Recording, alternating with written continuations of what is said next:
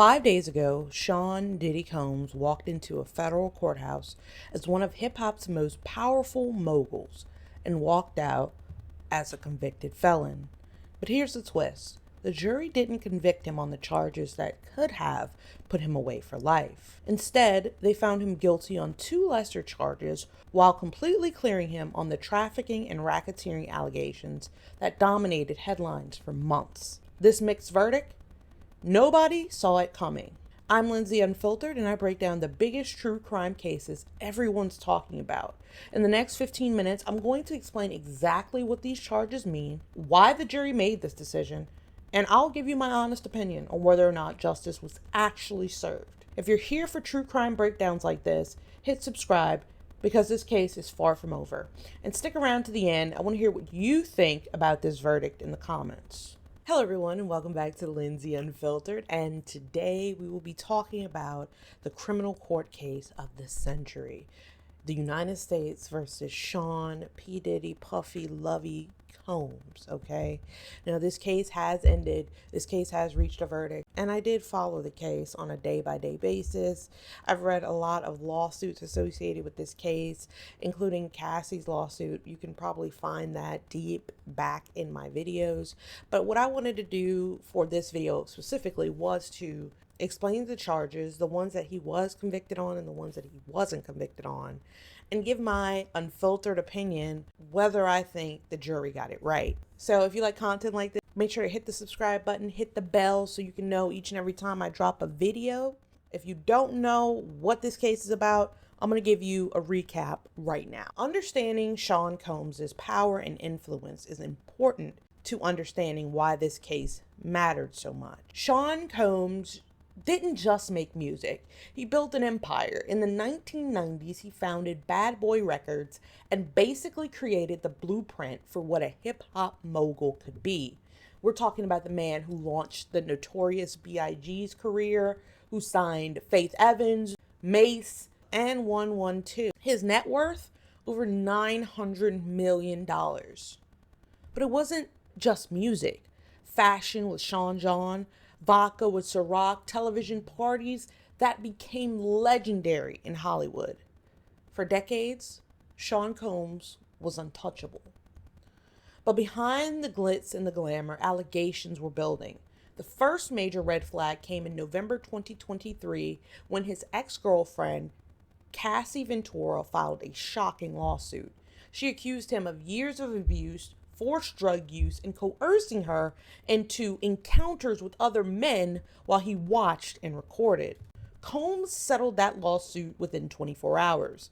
That's when the floodgates opened. More accusers came forward, more lawsuits were filed. By early 2024, federal investigators started taking notice. Then came September 2024. The moment everything changed. Federal agents raided his homes in Los Angeles and Miami.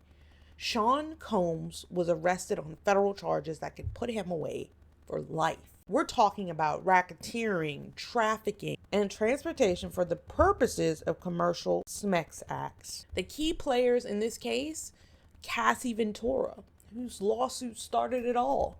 We have multiple Jane Does who testified about alleged abuse, and of course, Sean Combs himself, who maintained his innocence throughout the entire process. So that's how we got here. Now let's break down exactly what he was charged with. Diddy was charged on 5 main charges. I'm going to go through those with you guys now. Diddy was found not guilty in count 1 of racketeering conspiracy. He was found not guilty on count 2 of trafficking by fraud, force, or coercion, and this is on Cassandra Ventura. He was found guilty of transportation to engage in commercial acts for Cassie Ventura. Count 4 was the trafficking of another Jane Doe by force, fraud, or coercion. Count 5 was the transportation to engage in those acts. So racketeering, he was found not guilty.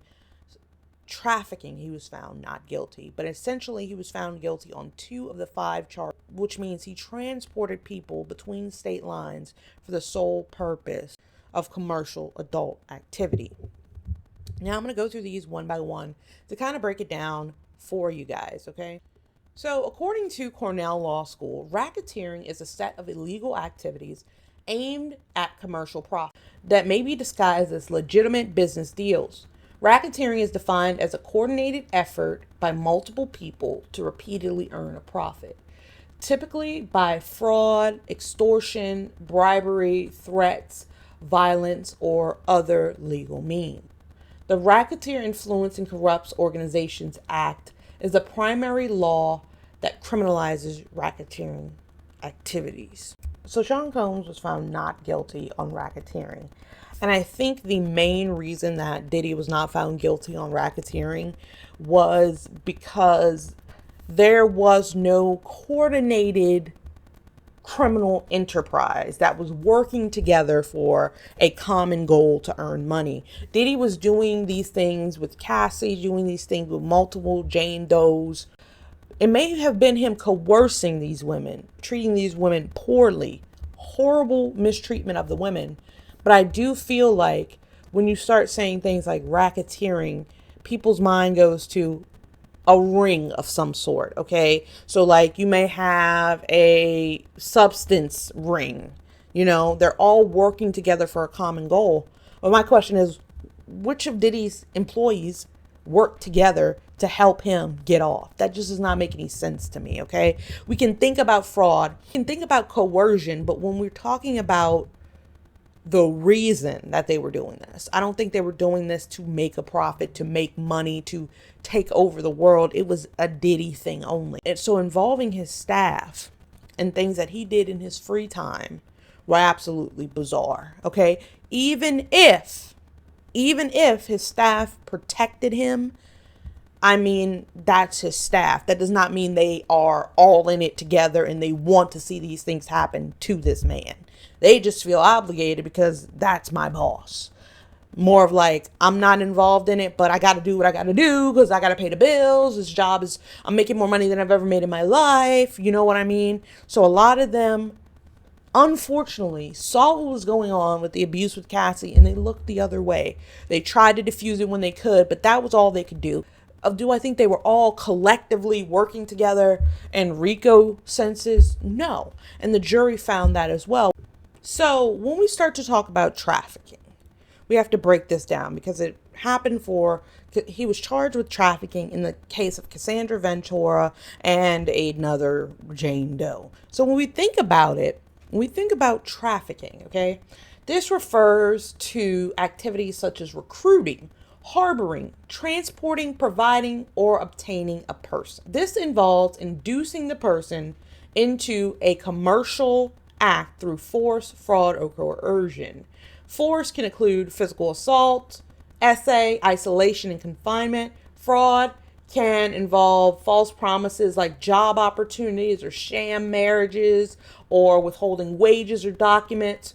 Coercion can involve threats of violence, arrest or deportation, debt bondage, or withholding documents. Now, if we're going to talk about what I heard during the case, was Diddy coercing these women in certain cases to have these freak offs with these hired sex workers? Yes, he was coercing them. He was convincing them. He was setting the stage for them to want to do this. But when we hear Cassandra Ventura take the stand, when we hear Jane Doe take the stand, and we see the mountains of evidence that are leading us to believe that they wanted to do it because they said it with their own mouth, I can't wait to do it. Now, it doesn't matter if the motive in the back of their head was, I need to say this to stay safe. I understand that. But as a jury, when you're looking at someone being charged and it says force, fraud, or coercion, you have to think about that. Because if a woman seems like she's enjoying this, she seems like she's in love with this man and she's doing it, is she being forced to do it? Okay. Is she being particularly forced to do it? I've seen text messages. Diddy seemed like he wanted to do these freaky encounters a lot. Okay. I feel like they didn't tell him that they were not into it until it was too late. They were into it until they weren't, and they never shifted the tone in that.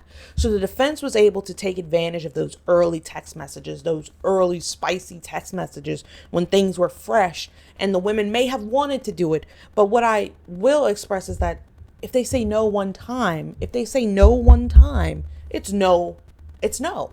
They could have done it 87 times, and on the 88th time they don't feel like it, then it's no.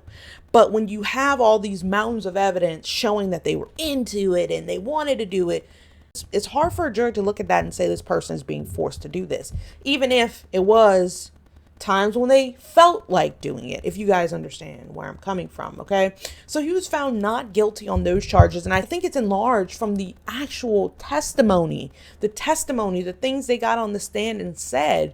The people who got on the stand and weren't truthful, yes, there was mountains of abuse, but when you see the woman in text messages and other data and evidence seeming as if she wanted to do it, she wanted to be in this spicy relationship with this man, it's hard for a jury to look at that and say, oh yeah, he's trafficking her. First of all, when we first started this damn case, I thought they were talking about trafficking the men. The men are the ones doing it. They're talking about the trafficking of the person, Cassandra Ventura or Jane Doe. Now that's a different type of trafficking, okay? That's a different, you're using her as your vessel. She has no say, and you're using her as her vessel for your dirty desires. That can also be trafficking, but can we prove it? Okay?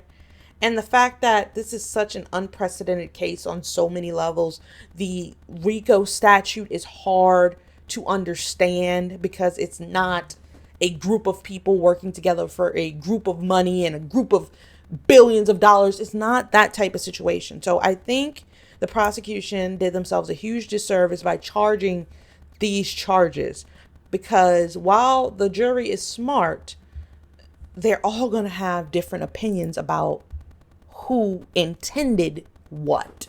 So when we go into the two charges that Diddy was found guilty, that was transportation to engage in adult acts. And what that means, it generally refers to the act of moving someone across state or international lines with the intent that they engage in adult acts or other unlawful activity. It's often persecuted under the Mann Act, a federal law that prohibits such actions. Penalties can include prison time and fines, with the severity depending on factors like whether the person transported was a minor. We both know the victims, Jane Doe and Cassie, were not minors, okay? But that doesn't mean their situation was not harrowing. That does not mean their situation seemed like there was no light at the end of the tunnel. That doesn't mean there were many days that they felt like they were not going to make it. That does not mean that. But when a jury is looking at this, they're looking at, hey, did you get a guy from Brazil? Hey, did you get a guy from LA to come to New York while you were in New York? You did? You did? Well, then under the Mann Act, you are guilty. And those were the only two charges he was found guilty of, okay? A lot of people are coming out and saying, oh, and I can't believe he wasn't found guilty on everything. But a lot of those people who are saying these things, guys, did not watch the trial, okay? It's hard for me to have a conversation with someone who did not watch or get constant updates about the trial every day. I have a family member that's really invested in the trial, so I had to hear it every day. I really did not believe from the beginning the charges were accurate. The charges are wrong. That he could have been charged in a way where the jury could have seen it, okay? You're trying to lead the jury on a wild ass goose chase. Does that mean he's innocent of ever doing anything wrong? No, but the prosecution failed to assert their case in the way they should. This is not a crossword puzzle. This is not a maze. This is not none of that. So why do you have us scrambling and scraping to try to find a RICO? It should have been laid out on day one. Why are we doing all this looking for a RICO? You are out of control with it. So the reason why they only got him on 2 counts is because that's all they could prove, essentially, from what was in front of their face. Okay? That's all they could see. You know, and there will be conspiracy theorists saying, oh my God, they were paid off, and conspiracy theorists from all over the globe. Okay. If that happened, he would have not seen any guilty charges, right? You're not going to do that and still take a charge or two. You know what I mean? For the 2 charges Diddy was found guilty on, he faces up to 10 years in prison for each charge. Is that common? No. It depends on the judge. It is all up to the judge right now. The jury has spoken. And even with the possible prison time, Diddy still has civil lawsuits coming out the wazoo. Tons of women. There are all kinds of rumors going around about the lawsuits and what Diddy has faced. We don't know if the federal government will come back and try to charge another thing before sentencing. He was denied bail. Everybody thought he would get bail that day.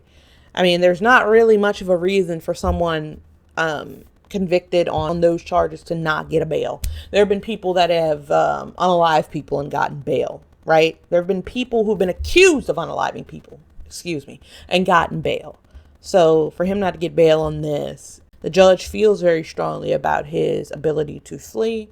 And I think with the type of person that Diddy is, he always has to have control. So these last 10 months without him having any control was crippling to him. So the second he gets out, he's going to try to usurp that power. He's going to call people he's not supposed to be calling. Come on. We know this. Okay. So we'll just see what the judge does, and we'll keep a close eye on the case. If we're going to talk about my take on all of this, was justice served? I believe the jury did the best they can with what they had. When we talk about the charges, when I define them for you, they're very broad. They're very broad when you're talking about one person. When you hear about trafficking empires or RICO cases, it's usually a network of individuals. There was no group of officials that wanted to partake in this. It wasn't for a group effort. The only person that seemed to benefit from it was Diddy. It's hard to find RICO unless you have the jury playing tic-tac-toe, hunting in a maze, trying to find a needle in a haystack. And everyday normal people are not going to see your world like that. I see what the prosecutors were trying to do. They were going for the big fish, going for the gold.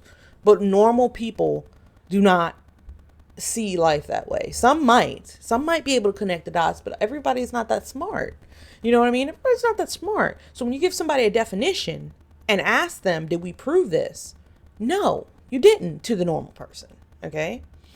To a higher thinking attorney or a higher thinking mathemaniac, maybe you did, but your case needs to be proven simpler than that. And those are my opinions on the case. What do you think? Do you think the jury got it right? Let me know in the comments, and don't forget to subscribe. But if you're going to do it the right way. I know a lot of people wanted to see Diddy put away. But if you're going to do it the right way. Don't do it on trumped up charges that is confusing the nation. The nation has enough going on. Come to the table with a clear cut list of charges. Why are you making us do these mental gymnastics for you? We're not supposed to be figuring out your case. You're supposed to tell us what you got. And that's my word to the prosecution. I mean, I would have approached it a different way, but hey, I'm not a lawyer. Might be one day, but I'm not a lawyer, so I can't tell them how to prove their case. But yeah, that's just all I had to say, guys. I hope you guys enjoyed this video. I'm doing videos 2 to 3 times a week on true crime, and I have lives twice a week, and I have shorts every day, so make sure to dial in with me. All right, guys, we're on the road to 4K. I hope you guys have a great rest of your goddamn day. This has been Lindsay Unfiltered. Bye now.